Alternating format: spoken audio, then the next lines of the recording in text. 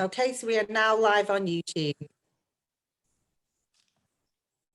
Okay, well, welcome to Macclesfield Town Council meeting today, the 28th of September 2020. This is my first meeting as Mayor, so can you be kind to me? I have a gavel in case anyone gets out of order, but I don't expect to use it. So let's start by having any apologies for absence. Councillor Roberts. Thank you. And everyone else is here, I can see. And do we have any declarations of interest?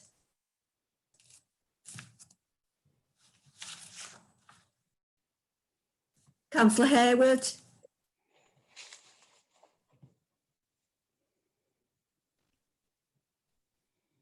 You take your mute off. Sorry, I have a member's item. Is that a declaration of interest? No.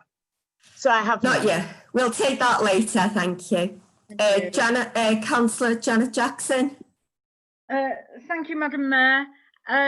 My declaration of interest is item 8.3, the Citizens Advice Bureau report. I am a trustee of the Macclesfield Citizens Advice Bureau. Thank you. And Councillor Neil Puttick. Thank you, Mayor. My declaration is for 8.2 regarding art space, as I helped to organise the Barnaby Homemade Parade and help organise up the space. Thank you. Any more? Brilliant. So now we'll move to the public speakers.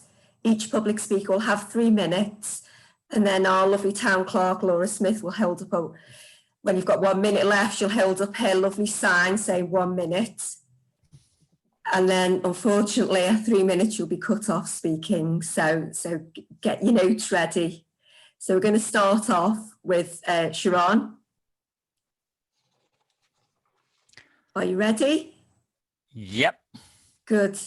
Off you go.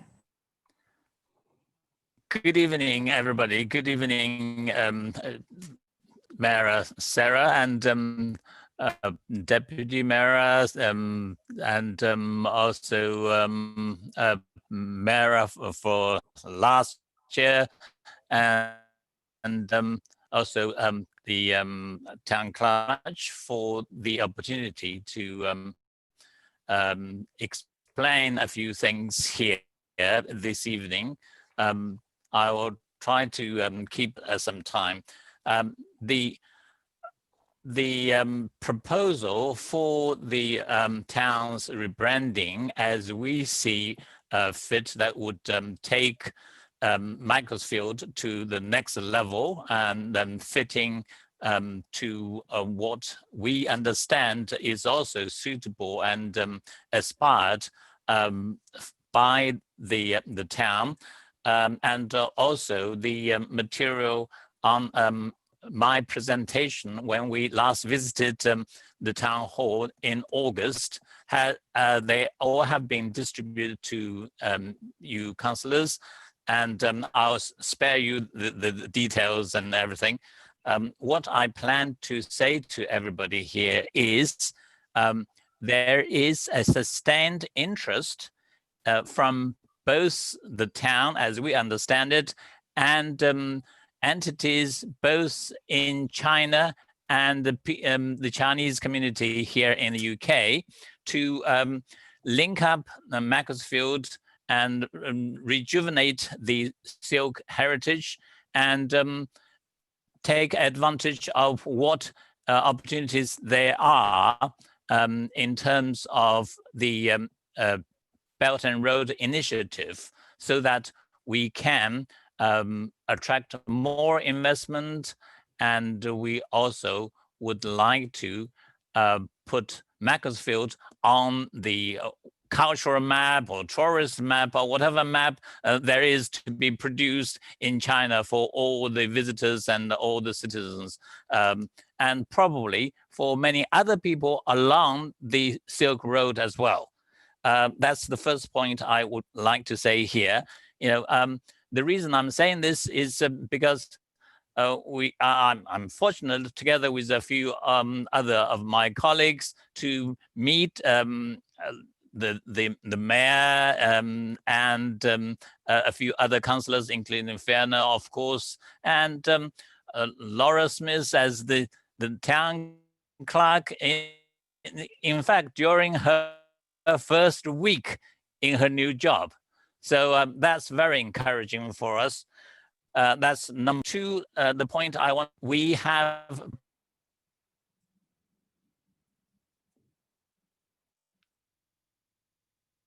monument. Rob, Okay. that's 3 minutes up, I'm afraid. Thank you. Okay, thank you very much, Rong. And you've spoken to us before. It's nice to see you again. I hope everyone's fit and well. So now we move to our next public speaker, Patrick Birch from the Silkman Supporters Trust. Thank you. He also works at the club. Thank you, Mayor. I'm here today representing the football club and, as you say, the Silkman Supporters Trust. We work closely as well with the Community Supports Trust, and Mike will speak to you about that next. 12 days ago, Macclesfield Town, with its illustrious 146-year history, was wound up. Little point going into the detail on how this came about. I think best to focus now on what happens next and the help we'd like from you, the Town Council. The upside, if there is an upside to this current difficult situation, is that we now have an opportunity to build a thriving football club at the heart of the community. Just think what the football club brings to the town. The club puts Macclesfield on the map nationally and contributes to our visitor economy. The club is a place where local businesses can sell and advertise their products. The club is a place where, when we get it right, everybody is welcome, where great memories are made, where people feel happy, tackling issues like social isolation and loneliness. A place too where people can gather skills and qualifications, MBQs, etc. We want a football club that operates at the highest possible level of football, but most important, we want a football club back at the heart of the community, where the town helps the club and where the club helps the town. That's where we all want to be. The Mayor asked us to be clear today what help we'd like from you, the Town Council, and we've come up with 3 things. First of all is help us get these messages out about becoming a community club again. We should all be determined that our club is not going to die. We should all be determined to rebuild our club. So let's talk about the future, not about the past. And if you can all help us to do this, get involved yourselves, help us encourage other people to get involved to build that new future. Second, help us to secure the Moss Rose as a home for the new football club. The ground's a connection with our history. It holds so many memories for so many of us. Without the ground, setting up a new football club will be extremely difficult. Work with us to secure the Moss Rose as a future for our new club. And the third is work with us on a viable business plan for the future of the Moss Rose.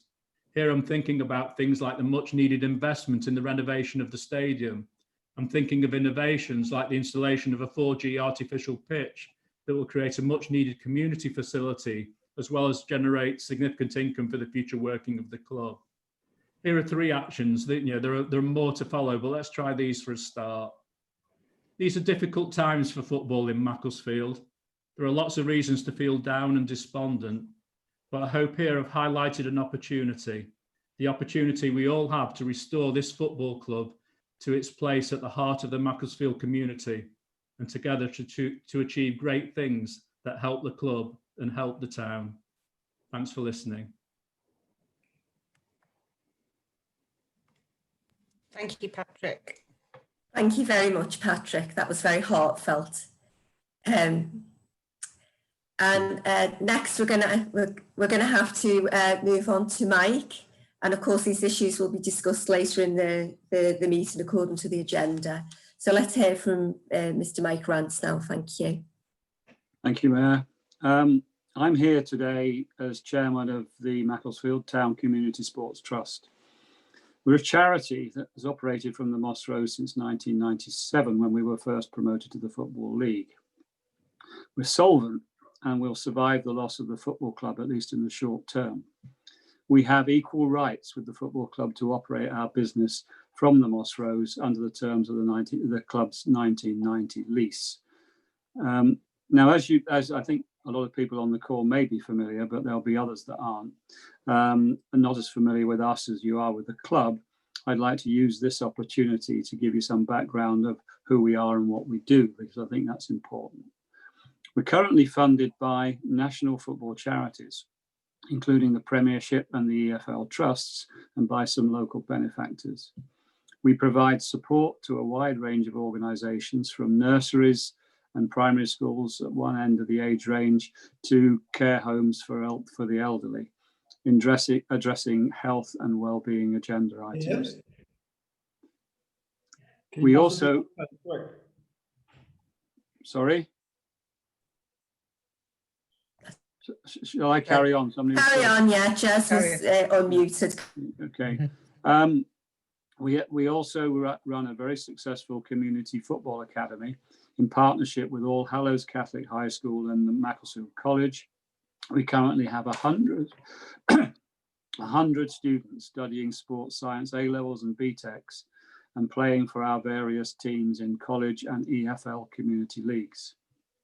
Just last week, and you may have seen this already, we played in the final of the 2020 Football League Community and Education Football Alliance National Cup, and we beat Swindon Town 3-1 at the FA headquarters at St George's Park to bring home the trophy. Sadly, the lack of modern open field community facilities in Macclesfield means that we have to play most of our home games. Home means something rather different here, at Edgerton Boys Club in Knutsford or Platt Lane in South Manchester, which illustrates well just how important the Moss Rose is to the town. We'll find it difficult to survive without a parent club over a longer term, and therefore we fully support the concept of a much needed community stadium, and we'll do all we can to help realise this vision.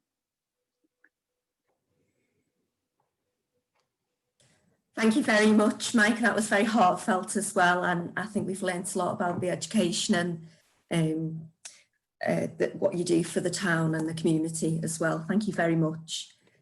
So our speakers now leave us. Is that right, Laura?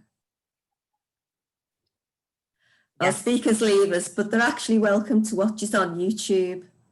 So you can listen to the rest of the meeting, and your items come towards the end of the meeting. We'll see you later. So you can tune them. Let's go and have a brew or something stronger, and you can watch later. Bye-bye. Thank you. Bye-bye.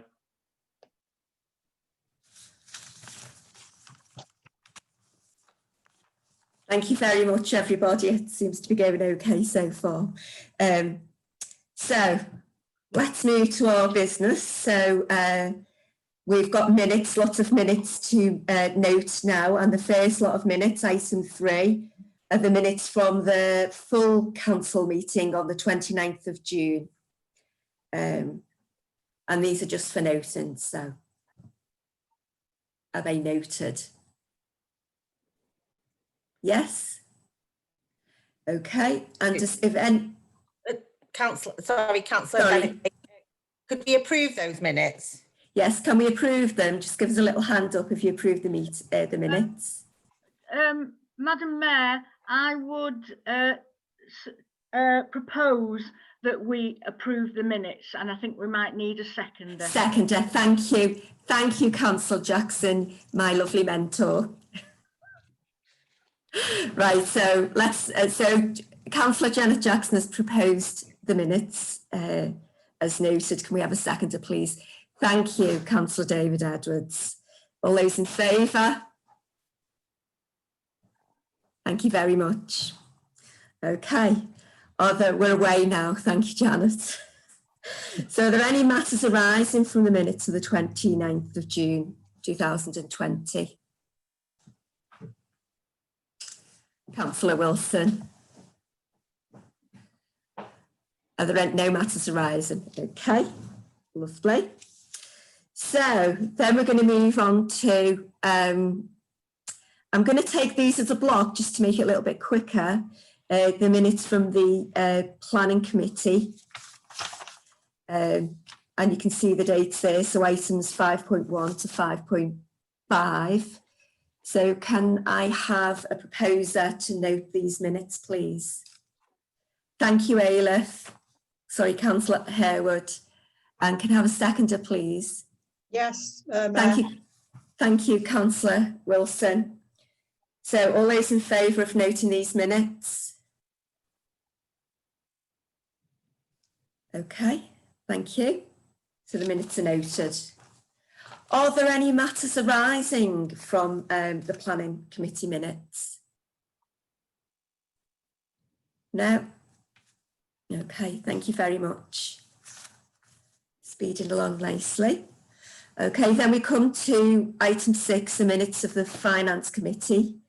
We just have the draft minutes there to note. Can I have a proposer for them? Thank you very much. Madam Mayor, Yes. sorry, you've classed me as your mentor, so I will just say that when we note, we don't need proposers and seconds and to vote. Right. We just Yeah, I say thought so. we're noting. Yeah, Yeah, I thought so. We just need to vote when we need to approve. So Yeah. yeah, so we just note them. Thank you. Thank you. Okay. Anyone watching on YouTube, this is my first day. Okay, thank you very much. So are there any matters arising from those minutes?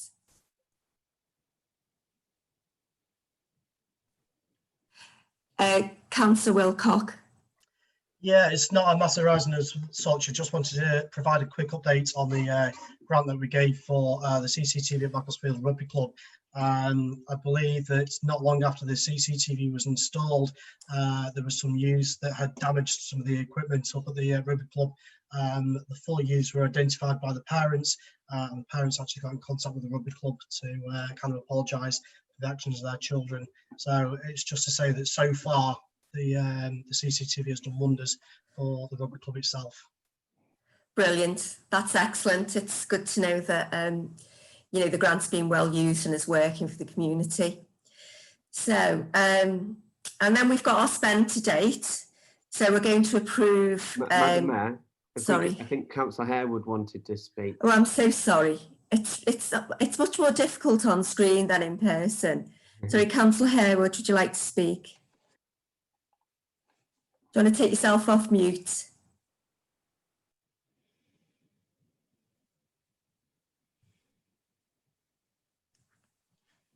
You're still on mute.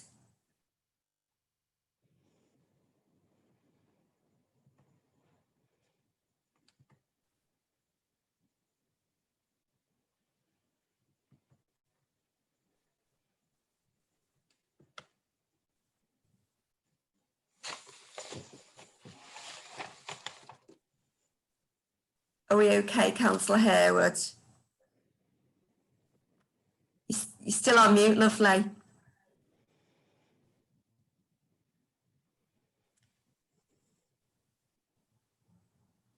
Laura, can you take her off mute? I'm asking her to unmute, but Madam Mayor, can we go to 6.2 and then come back to it? Yeah, she's managed to, yeah, okay, thank you, Councillor Putter. So 6.2, our spend to date. So this is to approve the 2000-2010 spend to date, which is £229,777. So, Madam Mayor, I'd like to move that spend to date, please, to approve it for 2021 spend to date of £2,229,777. Thank you. a little bit of place value there. That's seconded. Thank you, Mayor. Thank you. All those in favour? Rock and roll. We're on a roll now. Thank you very much, everybody. Okay, is Councillor Harewood off? I'm sorry, I went out altogether. That's all right, don't worry. No, I just wanted to follow Councillor Wilcox to say that I've got communities together, and I thank the Finance Committee so much that we are actually progressing so quickly, and I'm so pleased. Thank you. Thank you very much. That's very kind. Thank you. Okay, so how are we doing? So we're up to the Services Committee now. We've got, I'll take 7.1 and 7.2 to note the minutes. So we're all happy noted. And are there any matters arising from them minutes? Councillor Wilson. Yes, thank you, Madam Mayor. I wanted just to provide at this time a very quick update on where we are with our Macclesfield Town Centre Recovery Working Group. This was last discussed at the Services Committee meeting on the 7th of September. And I'm very pleased to report we're making really, really good progress. The working group has now been established and we've had 3 meetings already. We've been meeting actually every 10 days to make sure we can get a really good head start on the recovery for the town centre. The minutes of the working group are on the Macclesfield Town Council website, and we're working jointly with our Cheshire East Council colleagues and also working group members from Macclesfield who are able to contribute to the working group from their skills and expertise. We're currently conducting 2 surveys, both of businesses and the voluntary sector, and also of residents. And these surveys have been circulated both electronically in respect of both surveys, and the business survey is being taken around and delivered to businesses in Macclesfield by councillors to make sure that we do get those completed and returned to us, because it's really important that we get the views of town centre businesses and residents who use the town centre, so we can use their views and evidence to sort out our recovery plan. The closing date for the survey is the 31st of October 2020, and it's been on the Town Council Facebook page, and we're all sharing it like that. And the surveys have been sent round to all the voluntary organisations we deal with who are helping us to circulate surveys to as wide a possible number of people as quickly as possible, because their feedback is going to be very important to go into the recovery plan. The working group is also working on a recovery plan for Macclesfield using the government's High Street Task Force's recovery framework. And we're also at the moment planning further focus group. If you remember, this all started with a focus group at the end of July, and we're planning a further focus group probably towards the end of October when we can report on the results of the survey. Our next meeting, which is on the 2nd of October, is going to focus on our communication strategy. So lots going on, Madam Mayor. Pleased to report that we really are getting on with it. And thank you so much to all of you helping out with this, and particularly those councillors who've taken the surveys round to town centre businesses. I understand that the early indications are we're getting some really, really good responses, some very constructive comments. Thank you. Thank you, Councillor Wilson. That's absolutely brilliant news. Councillor Edwards.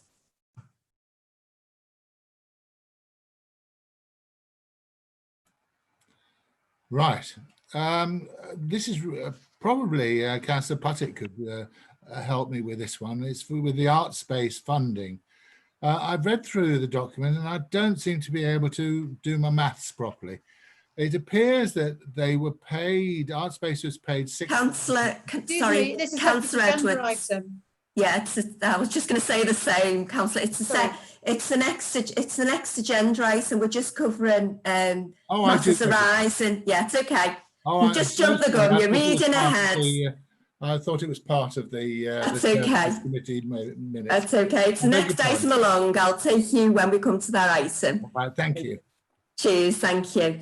Are there any other matters arising from the Services Committee minutes? Councillor Harewood. Thank you, Chair. I don't know if I can bring this up. When you said the date of the next Services Committee is 7th of October, is that correct? No. Is that correct? I don't think it is. No, I think it's November.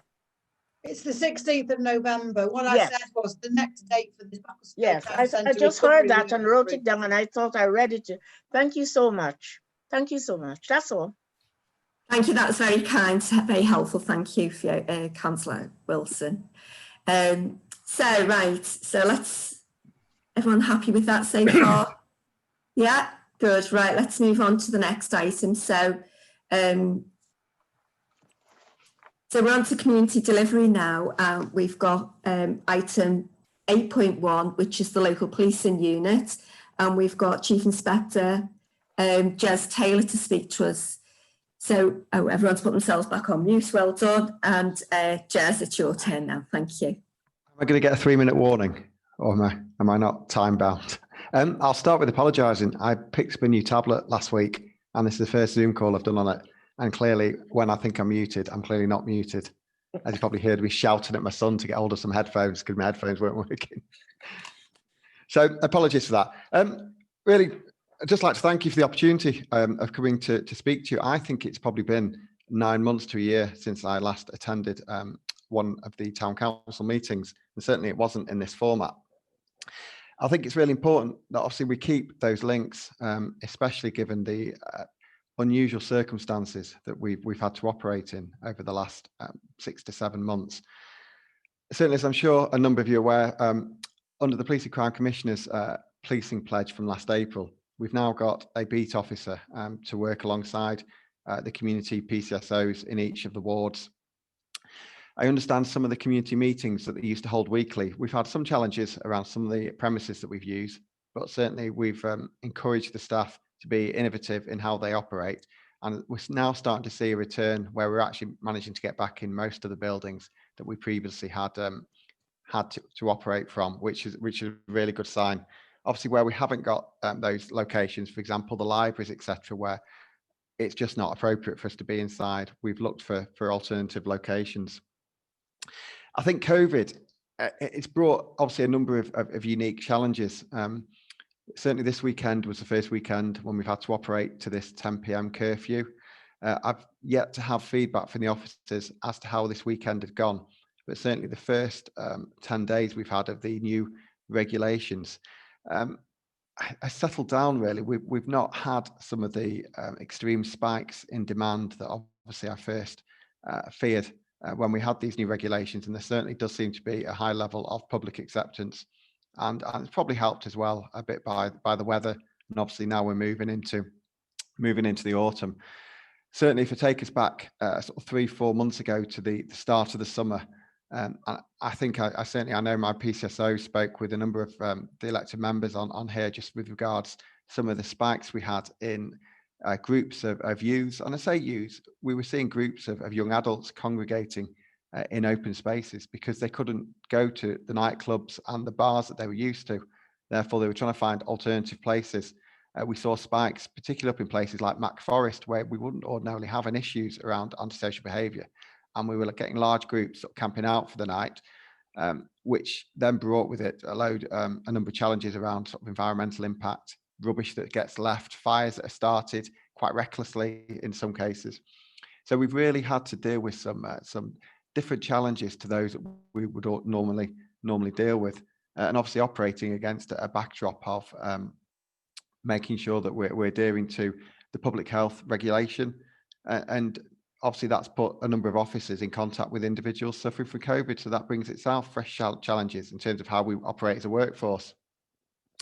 Hopefully you've seen some of the positive action that we've taken around. For example, we secured the first closure order in Cheshire for an off licence in the town centre. That in itself was because we believed that off licence was linked to the supply of alcohol to minors.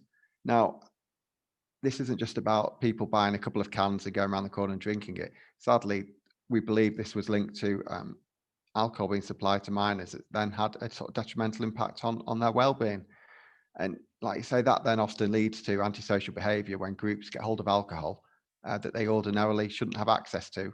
And when they're congregated in groups, that's when we start to get the antisocial behaviour that I'm sure plagues a number of your residents and leads to complaints to yourselves. So it's really important that we get to the bottom of where this supply of alcohol comes from. And that was a really good example. And I suppose it's a plea from me. If you ever get information around where some of these youths are getting the alcohol from, that you feed that through to the officers, because we have a number of tools that we can take and we can utilise to make sure we try and cut off this supply. Sadly, often in some cases, we find that the parents have supplied this alcohol, which is obviously a lot harder issue for us to challenge. But the officers have got those powers. If they come across alcohol, they could seize it, they could dispose of it, and hopefully that leads to residents getting a quieter night. So really, I suppose this opportunity for myself, it's to ask a question really. As A, do you think you're getting the support from your local team that you should be getting? And B, do you think there's something that I'm missing as a local policing commander in terms of what my staff could be doing to better engage with yourselves and your community to basically resolve some of these underlying issues that I'm sure are plaguing the sort of day-to-day lives of your residents? Thank you very much, Jazz. And just to say, on behalf of everybody, you know, thank you for the brilliant work that you do, and especially under the difficult circumstances of lockdown, where people have got a bit touchy, you know, which has led to unusual behaviour sometimes and less tolerance. So, has anyone got any questions for Jazz? Councillor Warren. Thank you, Chair. Can you hear me? Yes, I can. Yeah, I had some same issues as you earlier, Jazz. Just a question around the take you back to the beginning of your report around the PCSO for each area. I understand that there was a reserve pool of PCSOs for deploying to areas where perhaps other PCSOs were on courses, leave, sickness, that kind of stuff. Is that still the case? Because I've heard a few conversations where the elected member has said, "Where's my PCSO?" I've been told they're on leave, and there hasn't been any cover. So I just want to confirm really that there is that reserve pool, and if there isn't that reserve pool, what are the contingencies for PCSO on leave or being absent through sickness? Yeah, thanks, Mick, for the question. Yes, there is still the reserve pool. I have a reserve pool of 6 PCSOs to cover the area. Obviously, when I talk about the area, that includes Knutsford, Congleton, Wimslow. As you've probably seen, you know, a part of the landscape that we've been operating in, we've had a huge uplift in police constable numbers. I'm not going to say the word sadly, because it is nice to see PCSOs move on and join the constabulary. And I'm sure we'll reap the benefits in months to come when they return to enabled policing. But that does present some short-term gaps that we have to fill. But certainly, as things stand today, I was just having a look. There's certainly, I've got a pool PCSO that covers the town area. So yes, to reassure you, we do still have that pool resilience. But you know, one individual can't cover 6 or 7 posts. But we've just gone through August, which is obviously our peak leave period, and things will start to settle down now. And obviously, they've got the PC working alongside them as well to support them. And what we've done, we've aligned them both on the same shift pattern so that they'll be working together in conjunction with each other. Okay, thank you. Anybody else? Can I have a supplementary, sorry, Sarah? Yes, go on, and then Janet, Councillor Jackson. Thank you. Just touching on what you just said about aligning the officer with the PCSO, going forward with the new or proposed shift patterns that are coming in the police, the new model, will that not leave areas uncovered for 4 days at a time? You've had some inside information. As things stand, the proposed shift pattern change is for response officers. For that very reason, if someone said to me, do we want to move our beat officers onto a 12-hour pattern, I'd fight tooth and nail for that not to happen, for all the reasons you've said. There's no discussion at the moment about changing the beat officers pattern, and what we've actually done is align them with the PCSOs. So we've got them working adjacent to each other. So if that alleviates any concerns, certainly there's no plan to move them onto a different shift pattern. Okay, yeah, my informant's obviously only given me half the story. Thanks, Jazz. Either way, when you get insider information. Councillor Jackson, did you have your hand up next? Yeah, that's it. Yes, thank you, Madam Mayor. Yes, it's very helpful to know that there are now beat bobbies for each of the wards, but it would be useful to have that list for the councillors. It may have been sent out and I've missed it, but I think we'd all find it very helpful to know who our bobby is for our ward, who's supporting our PCSO, and some contact detail maybe for them as well. Absolutely. What I shall do after this, Councillor Jackson, actually, if I send via Laura a list of who the PCs are, who the PCSOs are, and their contact details, there's about to be, if it's not landed on the doorstep already, the Crime Commissioner has published leaflets with all of their details on that is going to go out to every household within Cheshire. So obviously that'll be landing on your residents' doorsteps as well. But obviously, clearly, it's more important we get that information straight to yourselves. So now I shall circulate that to Laura after this meeting's concluded. Thank you very much for that. Thank you. That's brilliant, thank you. And then Councillor Wilson, Councillor Puttick, and then Councillor Hutchinson. Yeah, Councillor Hutchinson, and then we'll move on. Okay, thanks very much, Madam Mayor. Jess, thanks for coming along to talk to us this evening. It's really good to get a regular visit from you or one of your colleagues to talk through policing, and we certainly all recognise the difficulties that we're all facing with COVID-19, and that applies equally to the police force. Answering your two questions, are we getting support from local teams? I would say in Macclesfield South, where I'm a councillor, yes, we are, and that has been increased significantly by the introduction of the new team of PC and PCSO, both of whom are working very closely with the councillors, and we have got a lot of antisocial behaviour reports and concerns. We've got a lot of situations arising where people are getting frustrated because things aren't being sorted out quickly enough, and I think some of that is down to COVID, etc. And one of the things that does come up quite a bit with casework we deal with is about the length of time it takes for a 101 call to be answered. Because residents who have issues they want to report are generally concerned to dial 999 because they recognise that 999 is for genuine emergencies, and quite rightly it is, because you know there needs to be a serious reason to call 999. But when they call 101, they can wait for over an hour for the call to be answered. And so I would ask you to try and do as much as you can to improve that, because certainly the PCs and PCSOs on the beat is a distinct improvement. But when issues arise, to wait such a long time to get any answer isn't really very good, is the feedback we're getting from residents. Thank you.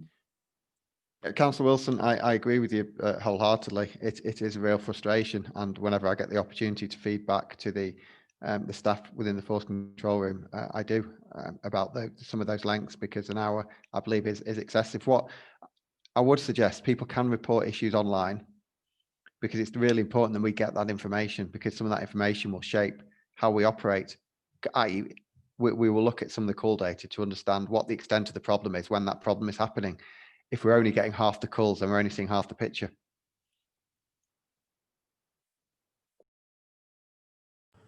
Thank you. Yeah, it does take a long time when you phone 101, but I'm glad that you're on the case. And Councillor Puttick. Thank you, Madam Mayor. Thanks, Jez. And just in terms of some feedback, really, that you were asking about, really, our residents continually ask about better lighting and better CCTV, and that's one way that I feel that that we can work with you as a town council to help in supporting that way. And also, what's often raised is ways that we can help with groups that all too often end up being involved in, you come into contact with. So, and what we can do to stop that. So, the end of the school holidays, people are asking about what things we've got to do for young people and activities, and whether we can directly feed that into what you're doing to actually make sure that, for example, young people don't get into trouble, or people that have left care, or there might be ways that we can improve things so that it lessens your sort of workload in a sense as well. So just to feedback that I think we're continually thinking about that, and we're very happy to work with you in any way we can to get that to work. So if you know that young people are creating a problem, causing antisocial issues on a Friday night, is there something that we could fund as a council to try and support that, to give them something else to do? And I think just last thing, from what the mayor was saying about about being kind to one another and mental health issues, and we're just recognizing that people are under a lot of stress at this moment in time, and it has created something that we've seen, you know, people reacting in all sorts of different ways, just because of COVID. So yeah, I just thought I'd feed those back.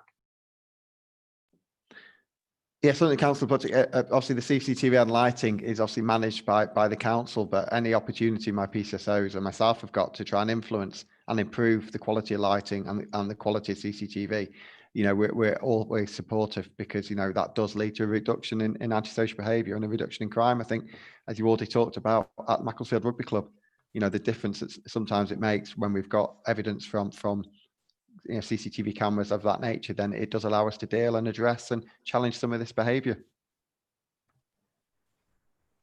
Brilliant, thank you very much. Councillor Hutchinson, thank you. Yeah, just thank you, Mayor. I would just like to sing the praises really of the PCSO in the Western Ivy Ward. She's been really good, and what she's done is she's published the dates of her surgeries, and she's given them to me, so I know then that's when I can go and meet her, and it's when, you know, residents can also pop along, and that's a really useful thing. Also trying to get a little restoration of some raised beds, or flower beds, and the PCSO suggested getting some of the young people that she's seen a little bit too often to get involved in that, and which is a fantastic idea, because it's going to get a bit of ownership, and hopefully that type of thing will come out as a positive contribution to their community and make it less likely that we're going to have any problems with it. But yeah, very impressed. So please pass on my thanks to her if you get an opportunity to speak to our PCSO. Thank you. Certainly, I take it, talking about Mel, are you, Councillor Hutchinson? Yes. Yeah, I'll feed back to Mel. Yeah, that's really pleased to see here. Yeah, thank you.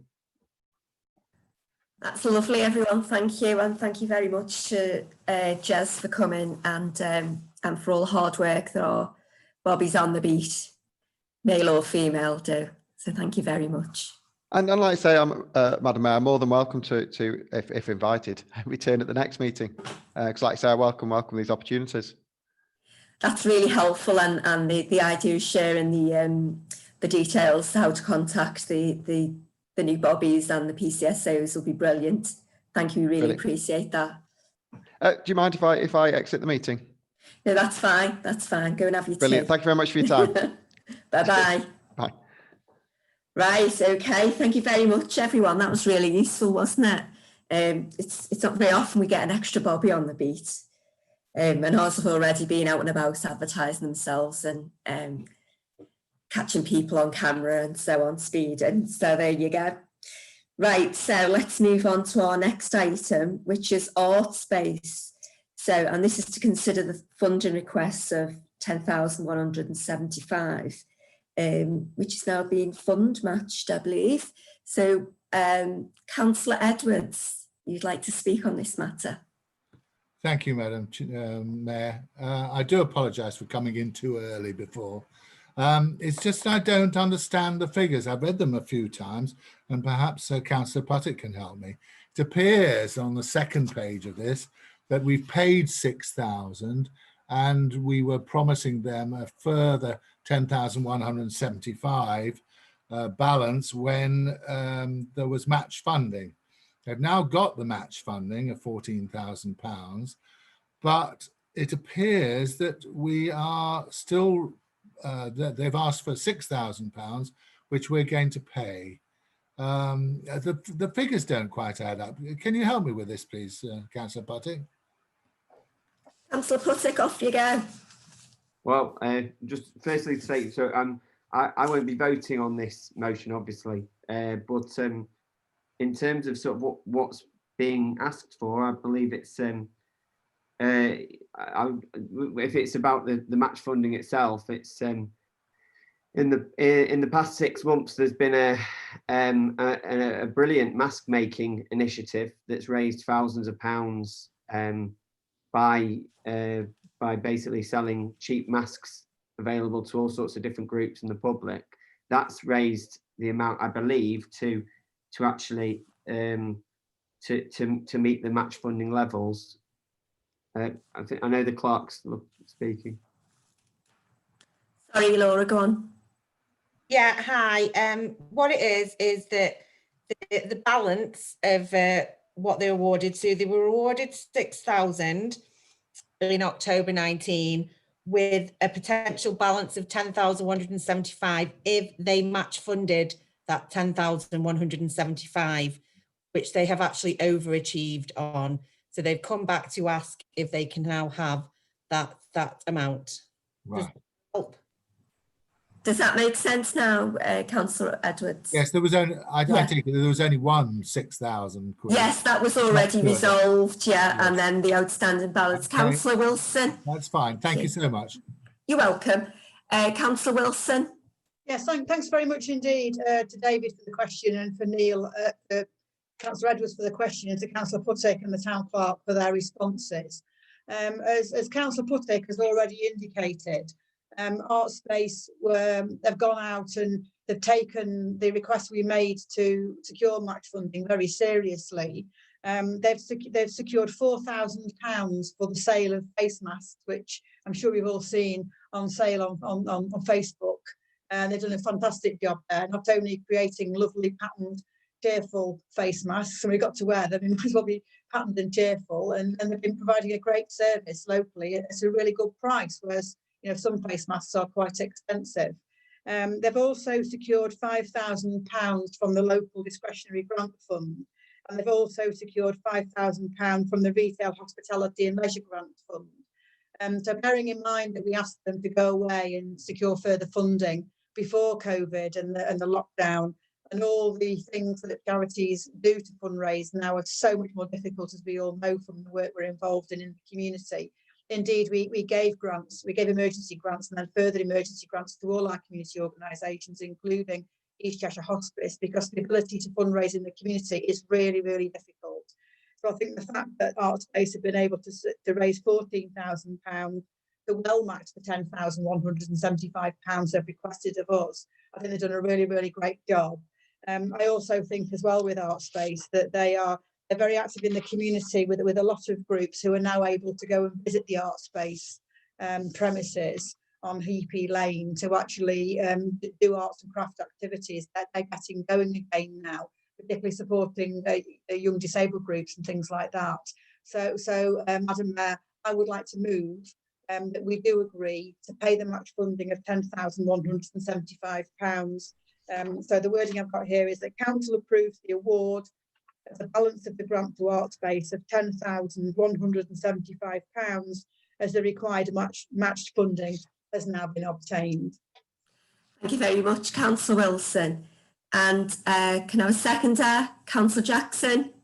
Thank you, Madam Mayor. Yes, I fully endorse everything that Councillor Wilson has said. I think Artspace have done tremendously well in these really difficult times to have raised that amount of money, and I will second the proposal.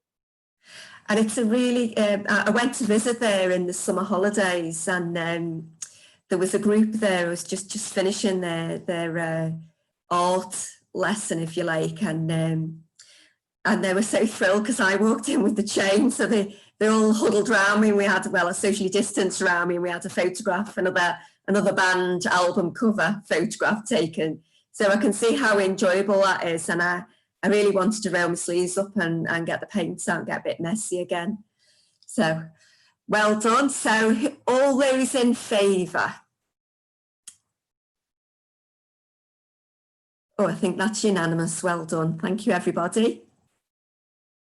Oh, apart from Neil has abstained. Yeah. Thank you. Nice. We're getting somewhere now. I got all excited then talking about paint. You can tell spot the teaching assistant working in a school.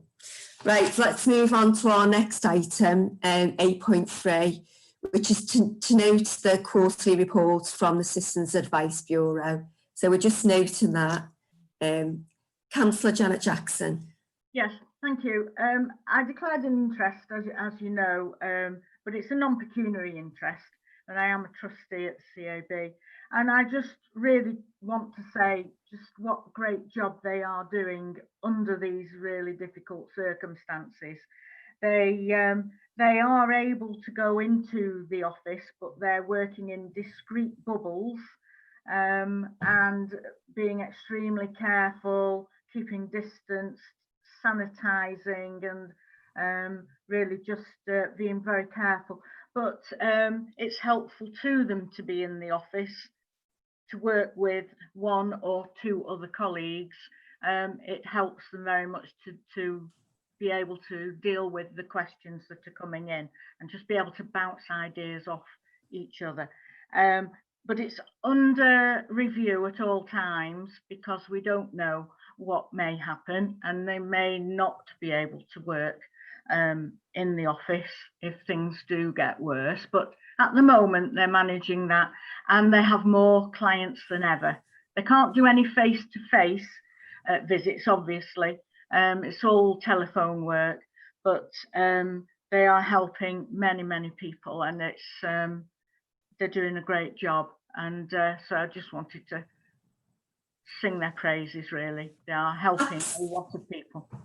Absolutely, Councillor Jackson, and I second that. They've done an absolutely brilliant job throughout lockdown, and continued by making sure the officers are safe for each other, and that they're going to get more work, and I can't praise them enough. So thank you very much. So we've noted that. So let's move on to the next item, which is the governance review. Now, we've discussed a number of these items before. So what I would like to do is the updated policies. So the, let me just check which ones I'm doing. So the plan and protocol, sorry, I beg your pardon, the standing orders, the personnel terms of reference, and the equality policy, which have all been updated. We've discussed them before. So Laura, our lovely new town clerk, has made all the amendments that we've asked for. So I suggest that we accept these. So do I have a propose? Do I need a proposer, Janet? No. So we're just going to note them. Sorry. It is my first time. No, you're doing very well. You are doing very well. And but these are just for noting. Just for noting. I'll have to write it all down, which is noted and which is proposed. And I'm getting very hot in this scarf now. So they're for noting. So well done. Thank you for updating them, Laura. The new ones that I'll take one at a time. So if anyone's got any comments on them, then Laura can go away and duly update them in due course, or one of the other officers. So we've got the plan and protocol, which is brilliant if you're a new councillor, or if you're an old hand at this.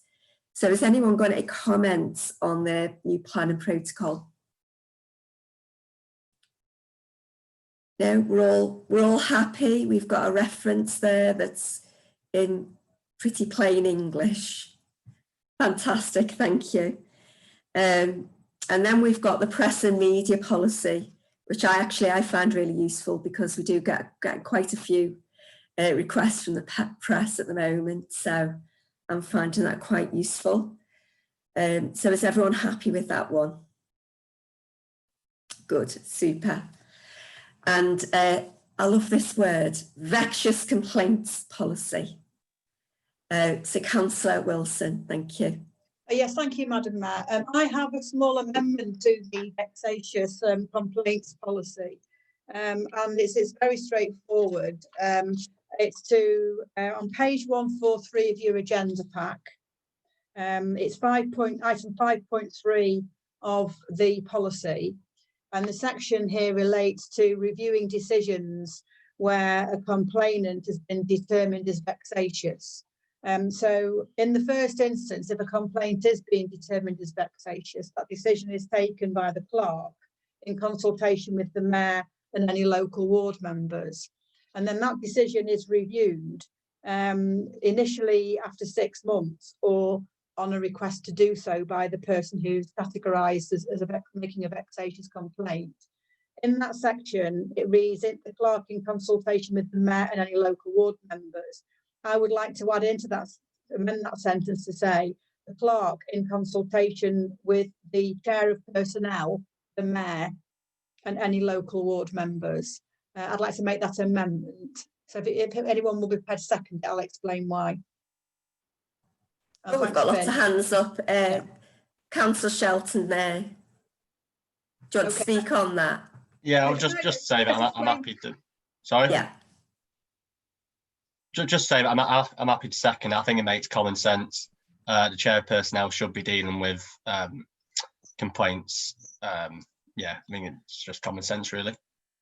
Thank you. And Councillor Wilson, did you want to expand on that? Thanks very much, and thanks, Councillor Shenton, for seconding. It was basically we've currently got a complaints procedure, and in an appeal process with a complaints procedure, an appeal would go in certain circumstances to a small subcommittee, which would include the chair of personnel. It's in order to give a fair appeals process, and if the complaint is about a staff member, it's important that the chair of personnel is involved. So when you're having a review, this is called a review, but it's really an appeal. I feel that the chair of personnel should also be involved. So it's a slightly different panel of people looking at it, and you're involving the person who's responsible for overseeing staffing matters within the council. So that is my reason for the amendment, is to be consistent with other policies we have, and to have a slightly different panel for a review, rather than the same group of people reviewing the decision they've already made, which I personally think it wouldn't necessarily be appropriate. I think you needed to add somebody else in, and the chair of personnel would make sense because of the staffing matters involved, potential staffing matters involved. Thank you. Councillor Harewood.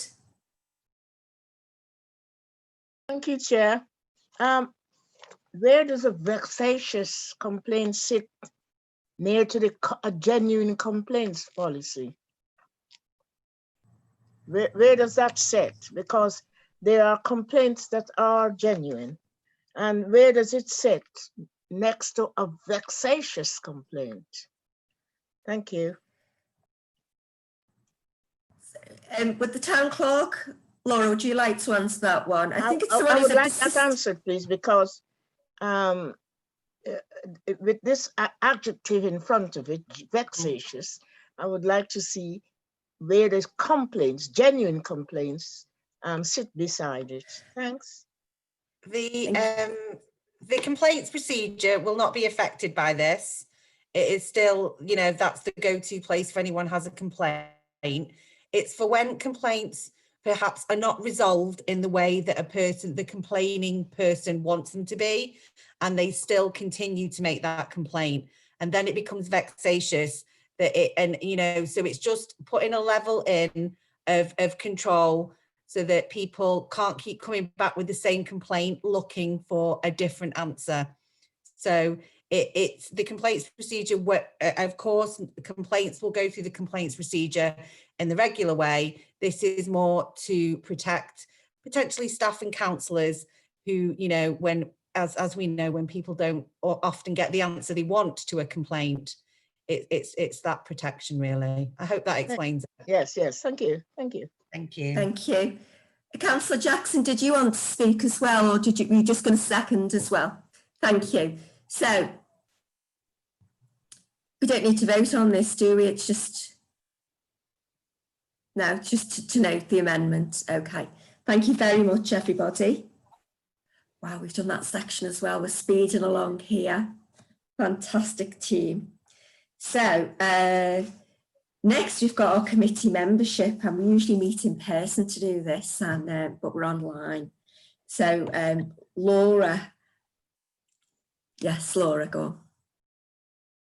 You're on mute, lovely. There you go.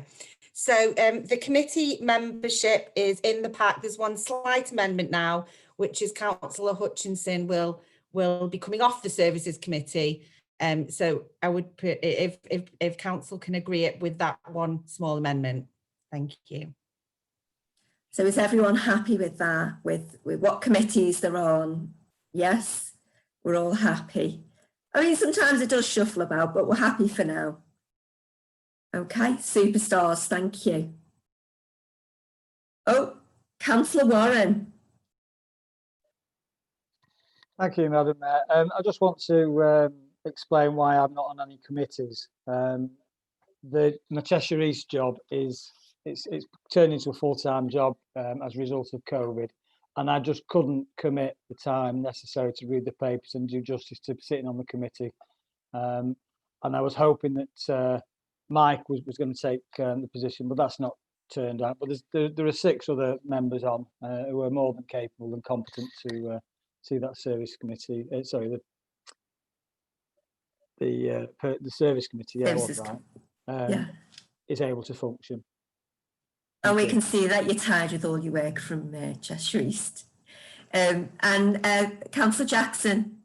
Yes, thank you, Madam Mayor. This item with the members of committees does require a vote. So I will propose that all the memberships of the committees are approved as read.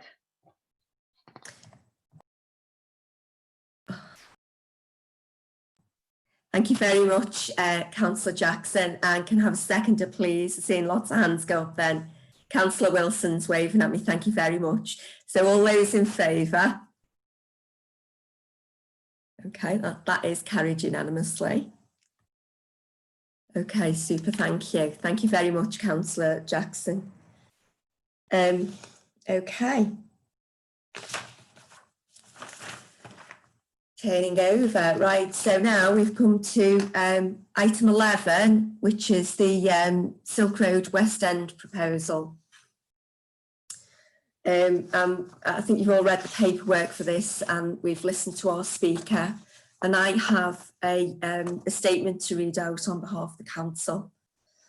Okay, so Macclesfield Town Council graciously welcomed the generous gift of the Silk Monument, designed by the artist JJ. We hope the planning permission is granted for the project at Cheshire East Council.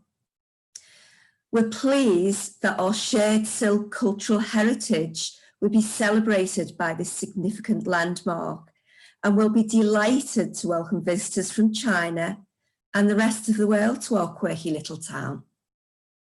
However, we are unable to support the proposal from the Silk Road West End Company Limited for the following reasons.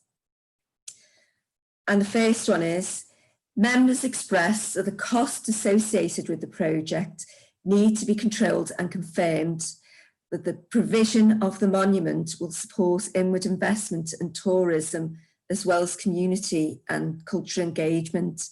And this was noted from the Services Committee on the 9th of September, and that quote is taken from the minutes.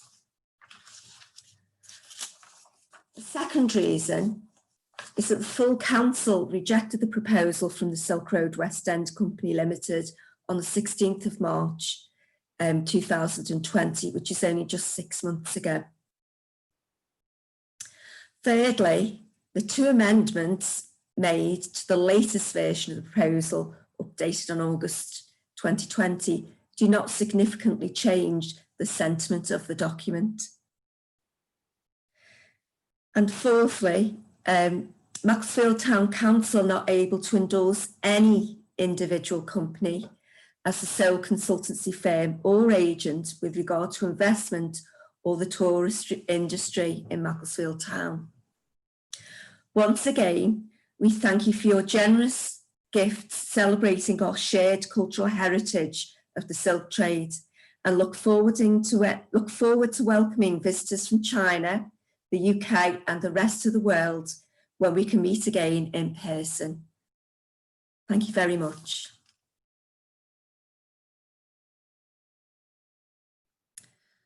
Okay, so that is our statement. So we'll move on now to item 12, which is South Park Pavilion. And we've got a report statement there and a quotation survey. So would anyone like to speak on these items? South Park Pavilion. Yes, Laura. As council will be aware, we are looking to get a heads of terms joined together in order to be able to get the lease and do some work in South Park. We've now got a quote to do some searches, which are very important to get done in order to assess the risk prior to going ahead with the lease. So that's in there to approve that and start the surveys going forward. Thank you very much, Laura. Councillor Jackson. Thank you, Madam Mayor. Yes, it's a shame we still haven't got the heads of terms from Cheshire East for this meeting. We had hoped they would be with us, but there are still some minor points, I believe, that they're wanting to iron out on those. But this will give us a 150-year lease over the pavilion. So we would have preferred an asset transfer, but 150 years for a lease is fine with us, really. And so we have to be mindful of ensuring that everything goes ahead in the right way. And so a survey is definitely required. And we've had a quotation for a survey, which is £602. And I would like to move that the council approve that. Thank you, Councillor Jackson. Does anyone wish to second that motion? Thank you, Councillor Wilson. Do you wish to speak? Yes, just briefly. Thank you very much, Madam Mayor. It's been a long time as getting to this stage, but I do believe we are now very close to getting the heads of terms agreed. We are taking our time, as Councillor Jackson and the Town Clerk have said, to get this right, because the heads of terms need to cover us for the next 150 years, and some of us won't be around that long to make sure it all carries on as it should do. But 150-year lease is certainly the best we can achieve, as opposed to having the pavilion, taking over the pavilion ourselves. It is on Cheshire East land. That's been part of the difficulty. It is not a standalone building. It's standing in South Park, which is Cheshire East land. But full council back in October 2019 did agree that we would aim to reinstate a viable park pavilion to be delivered with an agreed funding mix. And as Councillor Jackson said, we need to get these surveys, because we need to find out what's under the ground.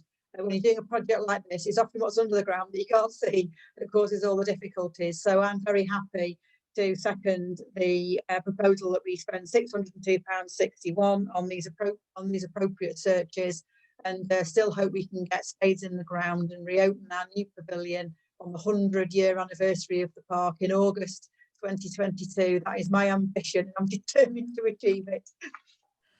See, everyone's really excited about that, so I'll just say, all those in favour? Yeah, that's unanimous. Thank you very much, everybody.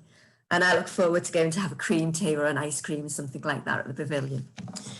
So moving on. I think we're all kind of dressed for this next item. So Macclesfield Football Club, we know the history. We know what's happened. It's very sad and it's very disappointing, especially when, a Premier League footballer like, I forgot his first name now, Bale. What's his name? Mike, help me out. Gareth Bale, thank you. Could actually afford to wipe our debts out. But unfortunately, that money from the Premier League doesn't seem to trickle down to us here in Macclesfield. So we've heard our two lovely guest speakers, Gareth and John. So who would like to talk about Macclesfield Football Club? Councillor Mick Warren. Thanks, Chair. I'm going to speak first with my Cheshire East hat on, should I say. As most people in the room will be aware, Cheshire East are the freehold owner and the leaseholder for the land where the club sits. normally it would fall to Councillor Nick Mannion, who's the portfolio holder for council assets, but unfortunately he's got a conflict of interest, being a trustee of the Community Sports Trust that Mike Rant spoke about earlier. So it's fallen to me in my capacity as portfolio holder for communities to represent Cheshire East Council as the landowner. And in that respect, I'm quite happy to update members tonight with what's going on the ground as it happens. So Cheshire East Council are in touch. I've been in touch today with the official receivers. There was an auction of the logo and the rights, the intellectual rights of the club today, and we've expressed to the receivers that we have a strong preference for seeing community football on the Moss Rose site in the future. Obviously, we're quite early on in the process to see where the road leads to. But I want to work, and I've already spoken to Mike Rant and others from the Community Sports Trust, that we want to get together this week and have a conversation about what's on the table and where we want to be going. And I very much feel that now put my town council hat on, that we as a town council need to be involved from the onset. And I don't think that person that's involved with the town council needs to be myself. It needs to be another councillor that can stand clear from the Cheshire East and represent us as a town council. If we don't get in early doors, it might not go in the direction that we want to support. And on that, I'd thank you, Madam Mayor, and hand over to somebody else. Thank you. Thank you very much, Councillor Warren. That was really, really helpful. Would anyone else like to speak? Councillor Puttick. Thank you, Madam Mayor. Just to say that it was great to hear the two speakers earlier speak about this, and I just think that I agree with Councillor Warren about the fact that we are a catalyst for getting people in our community to support the community, and there's no doubting that the town football club is a brilliant community asset, and it's important that we do what we can to support that. And I think that the way that we can do that as a town council is, as Mr. Rance said, about supporting grassroots football and clubs and schemes for our young people, well, for everyone actually, as he mentioned, for sort of people in care homes across the board. I think that's really important, but also about the future for South Macclesfield, as he mentioned, about tremendous employment opportunities, tremendous opportunities for small businesses to engage and evolve the business model, or to make sure that we have a decent transit connecting South Macclesfield to the station. That means that we can actually make it more viable and support that local economy in that way. So it was really heartening to hear those speakers today. I just thought I'd mention that point, and I agree, second what Councillor Warren's saying about looking at the outset and what we can do. Brilliant. Thank you very much, Councillor Puttick. Councillor Wilson. Yes, living as I do, actually across the road from the Moss Rose, it's heartbreaking what's happened, and there's a number of tributes outside the ground at the moment from fans expressing their sorrow at what's happened. I think that we were asked by Patrick in his presentation at the beginning of the meeting to consider doing three things, and I'd like to begin to address those now. The first thing is to help to get the messages out about being a community club, and I think we can do that through our social media. We can do that as councillors. I think a number of us have already been doing that as part of the sort of general Facebook activities. The mood is very sad in South Macclesfield, where the club is, about what's actually happened over the years. As a resident here and as a councillor more recently, I've been to see many events at the Moss Rose. I mean, just looking at it as a community hub, just the loss of the McElroy suite and the many events that we go to there as councillors, the brutal crew that took place there last year to support young people, to be safe and look after themselves on canal banks at the railway station. That there was a really excellent event to take place there. We also talked about a viable business plan and things that need there. And so we need to be involved in the community effort to try to, help raise funds and help raise the profile that, this is a very much needed location for a community activity.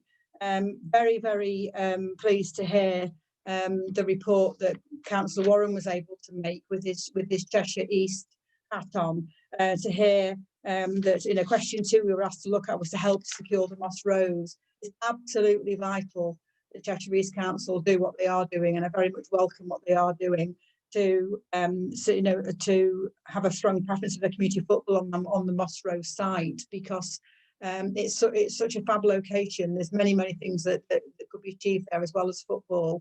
I welcome also Mick saying that Macclesfield Town Council need to be involved in that.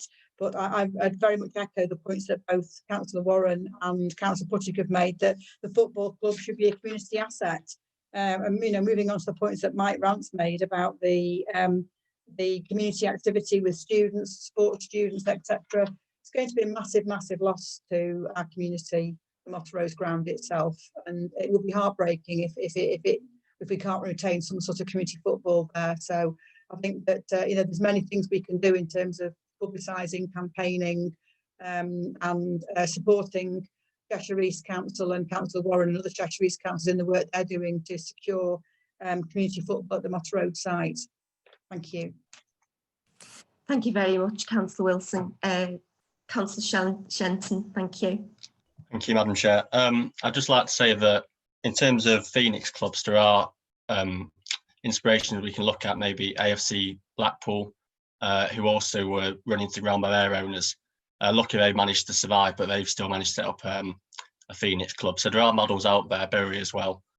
And hopefully with this new sort of community-driven model, we can try and reclaim football in the Northwest outside of the big teams. Because Bolton have gone into administration 2 seasons ago. Wigan have had the same fate. So yeah, so there are models and opportunities what we can go from here, really.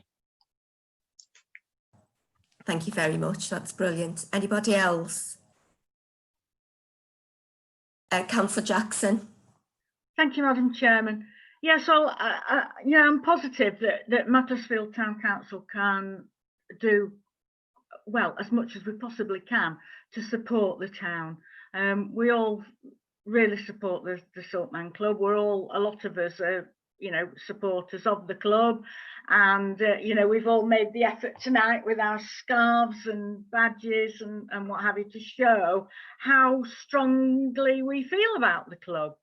And so I'm positive that there's lots we can do to help. And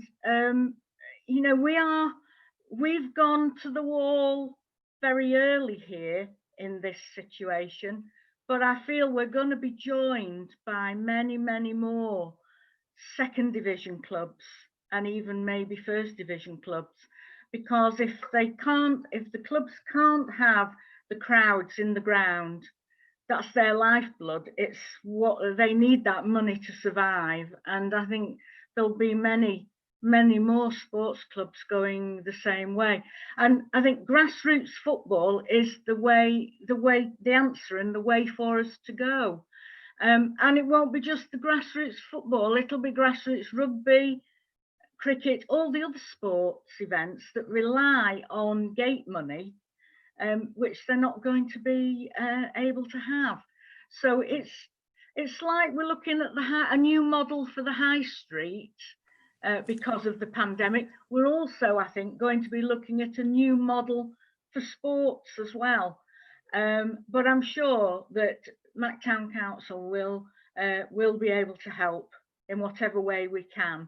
And so, we'll get together behind the scenes, and we'll see what we can do to help out and join with Cheshire East in the talks with the football club and the supporters of the football club. Absolutely. Thank you, Janice. And I class myself as one of those supporters. I think probably most of the town went to that game at Wembley. It is about community. You know, you don't just go to the match to watch the football. You might go for a little pie and a pint or a hot chocolate. You meet your friends, you meet your fellow councillors. I wave to my neighbours who've got a season ticket down the road. It is a community, and we cannot let that community spirit go. There's no way that Macclesfield will ever let the Silkmen go. It's too much part of our heritage, and I believe that we do need to rise like a phoenix from the ashes, and that a community club is the way to go. And let's get back to that grassroots of football. It's not all about millionaires and you know, sponsorship deals and haircuts for some reason. It's about grassroots football. It's about, you know, they have walking clubs for older gentlemen. They have, you know, the women are doing very well now, some very good women's team, and there is a women's Macclesfield team as well, because one of the children at my school keeps telling me about his mum who plays in the team. So I think, like I keep saying about many things, we just have to think creatively. You know, we have to think outside, I hate to say it, the penalty box maybe, and we just have to move forward together as a community, as a team, and support the Silkmen and support the Moss Rose. So thank you very much. Anyone else want to add anything after my little soapbox rant? We're all okay. Okay. So any Silk supporters out there, we're with you. So the next item is Mayor, Councillor Hutchinson, yes. put his hand up. Oh, sorry. He's not got the right shirt up. Come on, Councillor Hutchinson. I just feel I have to chip in here because I'm obviously I'm an Aston Villa supporter, as this is pretty obvious, but you know, been to Wembley twice to watch Macclesfield, and as somebody who's played football in the Saturday and Sunday leagues in Macclesfield, and been involved and lived in Macclesfield since I lived in Birmingham for a while, but now Macclesfield. But yeah, I just think that I'm absolutely passionate about trying to help the club. There's so many of my colleagues when I was teaching were season ticket holders at Macclesfield, and I was while my children were very young, before I went back down to Villa Park. So absolutely 100% behind this, and we'll do whatever we can. And again, Nick's idea, Councillor Warren's idea of having somebody from the council in early and involved so that they can feedback to us as councillors is really important, and then we can maximise our input into whatever scheme makes it a success. Thank you. Laura. Could I suggest that we decide over the next couple of days who will work with Councillor Warren taking this forward on the Mac Town Council side? Yeah, I think that's a good idea, and perhaps we could, you know, throw our hats in the ring by Wednesday. Yeah. Is everyone happy with that? Yeah, good. Okay. Councillor Warren. Yeah, just to say, it's whoever commits to the role will need to be in it for long term. Cheshire East is likely will only be in short term as the landowner, leaseholder, freeholder. So the town council person, if you like, or people, it could be, depends on our commitment. It will be a long term. I don't know, we might even get a position on a board if the board's formed, something like that, to have a say. So it might be something that's an annual position to be voted on at council. I just want that understanding, Mayor. It's not a short term while we get the plan in action. It's to follow it through and be part of that journey. Yeah, absolutely. And I think that's quite right for someone from the town council, a member of the town council, to do that. Absolutely. Okay. So we'll all sleep on that one, and and we will support the Moss Rose, we will support the Silkmen. Thank you very much, everyone. That was very passionate. My daughter will be proud of me. Right, so item 14, we've got members' items. Councillor Harewood, did you? Thank you, Chair. Well, my members' item is been written on the sheet of the page here. And what my members' item for really entails is that we change the definition of HMOs as they are currently. And this is the reason. Having read this, it is that more than 2 unrelated households and up to a maximum of 5 should be registered. I'll start first by saying, when there are 2 households, it does not mean there will only be 2 people.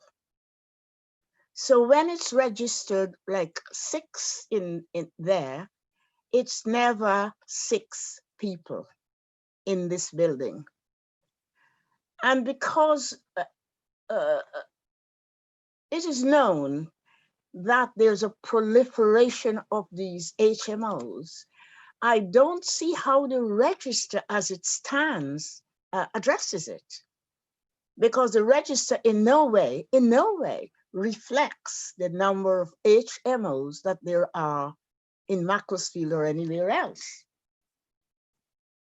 So I will address it on 2 or 3, 4 items. The scientific information that we have informs us of health inequalities. It informs us. The people who live in HMOs are just 1 step off the road. And because of that inequalities and overcrowding, we are actually turning a blind eye on these unsuitable, unfavorable living conditions. We have to decide if that is what we want. Number 2, there is no joined up thought that these will be homes for life. And if we have that mantra of homes for life, HMOs are certainly not addressing that. I sat in a review where the planning manager talked about tester flats and taster homes. To this day, I don't know what it means. What is a starter home, I asked him. Have you got a finishing home? And so there must be some idea that you will go from one to the other to the other. I don't think the economy as we know it now, and as a recession that we're expecting, is going to manage that. But even without that, most people in HMOs are the most vulnerable people. If that is what we want to cultivate as a town, as a people, as a part of humanity, we got to decide that. Thirdly,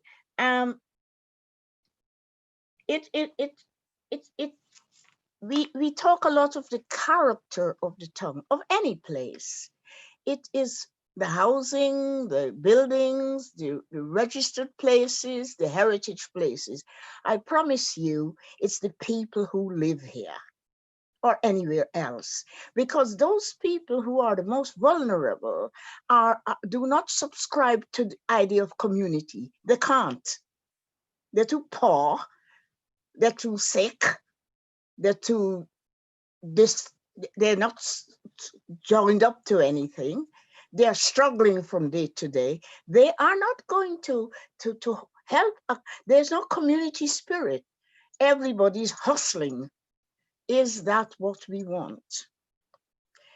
I don't think I'm asking, that will depend on how people think. When we have a realistic register, we can put our thoughts on what are the homes we need. Because what is happening here, we don't have the amount of homes we need. They are hidden because people are in a hole in little rooms. And I cannot see, I don't know, around where I live, there are any number, and they are never a single person in a room. They have friends, they have lovers, they have family, they have whatever they want. And those places are just dens of disease, they really are. While the Cheshire East is saying now that they should have a window, oh, I thank them for a window, because they didn't have windows. And talk about parking. I mean, most of them don't have cars, but I'll be glad for some parking.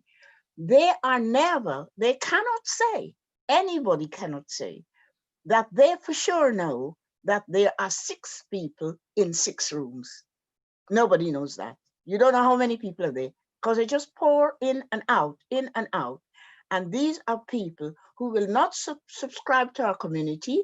They have no time. They have no ability to do so. Is this what we want when we are considering housing? If we are going to consider housing that is affordable for people, for well-being, for homes for life, we surely have got to consider knowing how many of these HMOs are within the community. The current definition does not address it.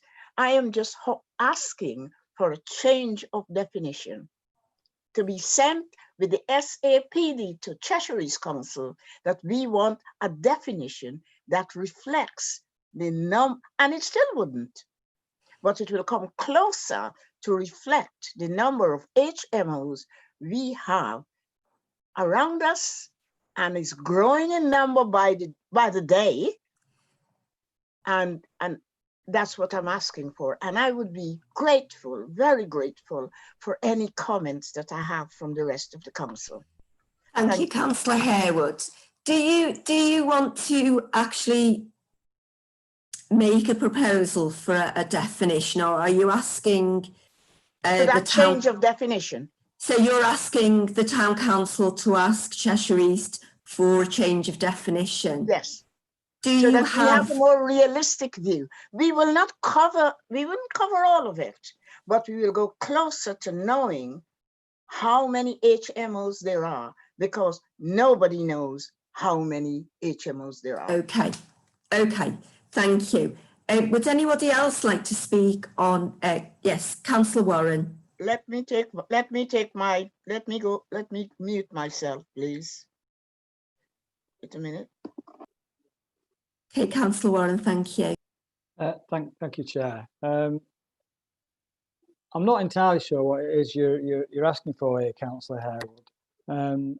As you know, Cheshire East are the local planning authority, but the definition of a HMO, I bow to anyone with more planning experience than myself, is defined within legislation.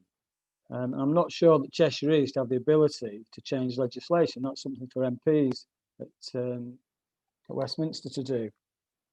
I am aware that your Cheshire East Ward Councillor, Nick Mannion, his responsibility is for housing in Cheshire East, and he is running a pilot project in Crewe East, I think it is, or Crewe West, around registration of HMO landlords, and which there's some kind of temporary order that's been granted where all HMOs have to be registered no matter what size, and they can be inspected under this order. So there is work going on in the background, and I think before you ask us to change a definition, we may want to invite someone like Councillor Manning along to explain what the situation is, or even Karen Carlsberg from Cheshire East Housing, to give us the wider picture and a better understanding of what it is that Cheshire East are doing. Thank you very much. I can see Councillor Wilson's got a hand up, so I'll give the floor over to her. Thank you, Councillor Wilson. Thank you, Councillor Warren. Councillor Wilson. Yes, thank you, Madam Mayor.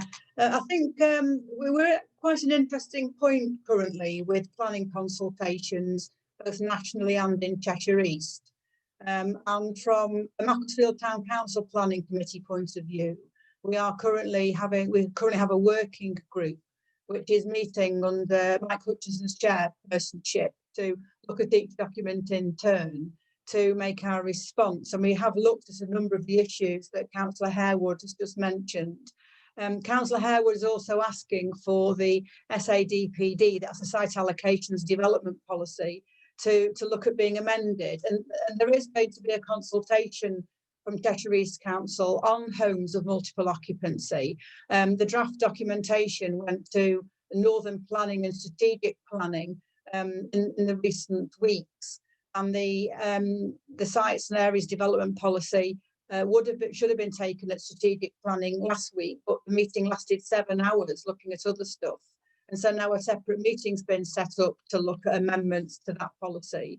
Now, Macclesfield Town Council Planning Committee did make a detailed response. I call it the SAD PD, so I'll call it the SAD PD, but Macclesfield Town Council made a detailed response to the SADPD.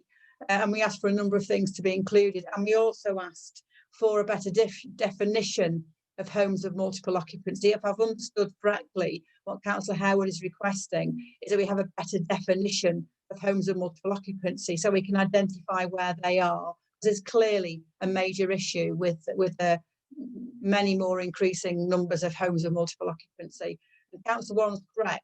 There is a pilot scheme in Crewe, and there are significant concerns in Crewe about the numbers of homes of multiple occupancy. So I think that, bearing in mind we are coming up to a situation where Cheshire East Council are going to consult on their homes of multiple occupancy policy, where they're going to consult again on the Sites and Area Development Policy document, which we've already commented on the fact that Councillor Mannion is involved in a project. I think that we absolutely need to look at more regulation of homes of multiple occupancy. It's quite concerning to see at the planning committee how many applications we're now getting for very large properties, 5 and 6 bedrooms. They appear to be houses, but each one is got an application to have an ensuite bathroom. And it's really easy to see how those will be turned into homes of multiple occupancy in the future. So I agree with Councillor Harewood's concerns about homes of multiple occupancy. But I also think Councillor Warren's made a very important point that we are going through consultation process at the moment. And I think that we should use this opportunity as a consultation comes to make the points that Councillor Harewood was making when we get the chance to comment on the HMO policy and when we get the chance to comment on the Sites and Area Development Policy document, which will be in the next few weeks. So I would suggest that we do that and we focus on, if you look at page 55 in your agenda pack, you'll see the resolution that was carried at the planning committee meeting on the 4th of September, which is the motion that Councillor Harewood moved in her member item there, that the planning committee did agree. And I agree as well, there should be more transparent regulations, but we have got a chance coming up now to do that. So I think that's what we should do. Comment on the consultations that are about to be coming towards us. And I think that would address the point that Councillor Harewood's very, very clearly made is an issue for Macclesfield in the same way as in Crewe. Thank you. Thank you, Councillor Wilson. So Councillor Harewood, would that be acceptable that we will comment on the Cheshire East consultation? And if necessary, yes, would that be? Madam Mayor, yes. One of the things that we saw in the consultation is that for the past 3 years, there have been a consultation and changes have been made. 2017, 2018, 2019, and now another one. So consultations have been moving on. And one of the part of the SAPD is the support for HMOs. So I would suggest that it's not only the government policy, they're asking us, what do we think? And I think if we can tell them that, and if we think like that, we ought to tell them that. So that is outside of, they're asking us to say what we think. And I think And I like the idea that we've all said houses of multiple occupancy. They are not homes, they're houses. And if we want homes, we are not addressing homes, we are addressing houses of multiple occupancy. And that speaks for itself. Thank you, Madam Mayor. Thank you. So we will discuss that further when the consultation comes up, which will be shortly. And I'm sure everyone will make their views quite clear then. Thank you. So we're almost at the end now. Do we have any correspondence, Laura? No correspondence. Okay. We've had some lovely emails about the flowers in the town centre. We have daily. Daily, yeah, especially them roundabouts. I like them. Okay, so with all in place, without any more ado, time and place the next meeting, I gather, pending a miracle, will be on Zoom on the 14th of December. It does say format to be confirmed, but maybe, you know, Santa might bring us some good news. Okay, so thank you very much, everybody. Thank you for being so patient and kind to me. And I will see you next time. Thank you. Well done, Sarah. Well done. Thank you. Thank you very much. Thank you, Janet. Bye.